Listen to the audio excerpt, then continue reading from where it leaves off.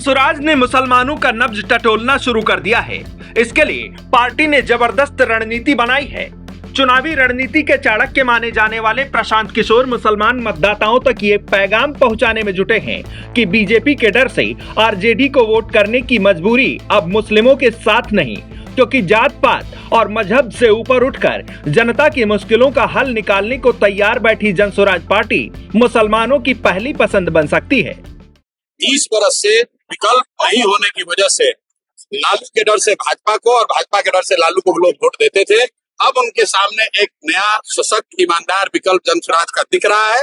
इसीलिए आप देख रहे हैं कि सारे लोग चाहते हैं कि बिहार में अब नवंबर में नई सरकार बने, जनता का राज कायम। नीतीश कुमार के जदयू को वोट करने वाले पसमानदा समाज के अलावे मुसलमानों का वोट आमतौर पर बिहार में आरजेडी के साथ मजबूती से बंधा रहा है। साल 2020 के विधानसभा चुनावों में राष्ट्रीय जनता दल ने 17 मुस्लिम उम्मीदवार मैदान में उतारे थे, जिनमें से केवल 8 को कामयाबी हासिल हुई है, जबकि 2015 में आरजेडी के 11 मुस्लिम विधायक थे।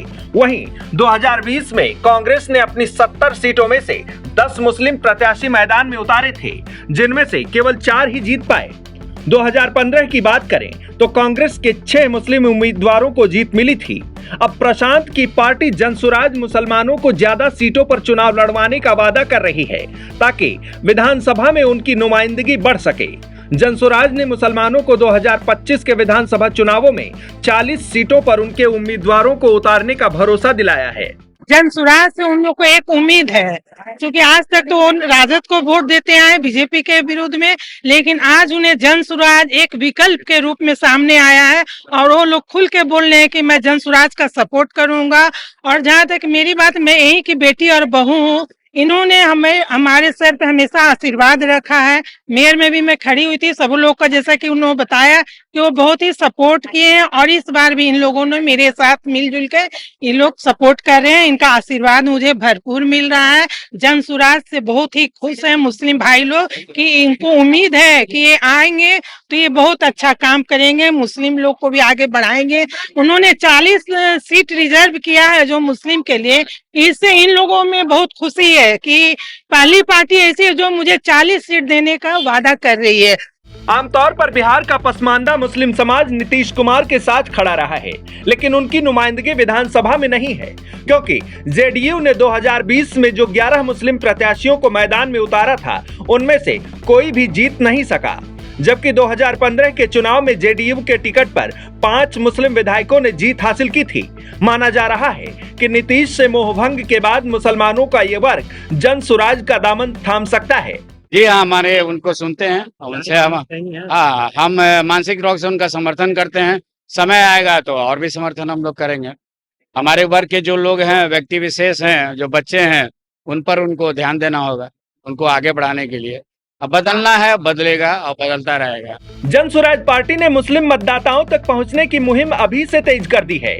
नमाज के बाद मुसलमानों से पार्टी के नेता मुलाकात कर मेलजोल बढ़ा रहे हैं और उन तक प्रशांत किशोर के पैगाम पहुंचा रहे हैं। ये काम इतनी शिद्दत से किया जा रहा है कि सियासी मसलों में दिलचस्पी नहीं रखने वाले मुसलमान भाई भी प्रशांत को पहचानने और जानने लगे हैं। और अच्छा काम कर रहे हैं और देखिए जो है जनता उनको जो है ऊपर लाएगी। उनकी किन बातों से इत्तेफाक रखा जाता है? हम उनकी काबिलियत को जानते हैं और बाकी जो हम पॉलिटिक्स में है नहीं, उनकी काबिलियत है। वो पहले तो इन लोगों के सब सरबर ये थे, कंसल्टेंट थे, पॉलिटिशियन। पॉलिटिक्स में इन लोगों को नीतीश कुमार को और फिर जो है मोदी जी को उन्होंने शुरू किया सब। अब अपना उन्होंने शुरू किया है। अल्लाह उनको जो है इसका कामयाबी अता फरमाए। बहरहाल बिहार में करीब 16% मुस्लिम मतदाता हैं और बिहार की 243 विधानसभा सीटों में से 47 सीटें ऐसी हैं जहां मुस्लिम वोटर अहम भूमिका अदा करते हैं।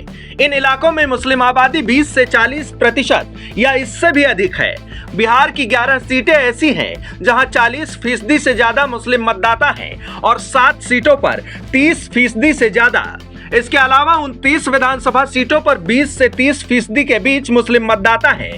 इसके बावजूद बिहार में 10% से ज्यादा कभी भी मुस्लिम जीतकर विधानसभा नहीं पहुंच पाए। शांत किशोर ने इसी मुद्दे पर अकलियत की कमजोर नब्ज दबा दी है। देखना दिलचस्प होगा कि उनकी यह रणनीति कितना कारगर होती है। पटना से आज की खबर के लिए गौतम मयंक की रिपोर्ट।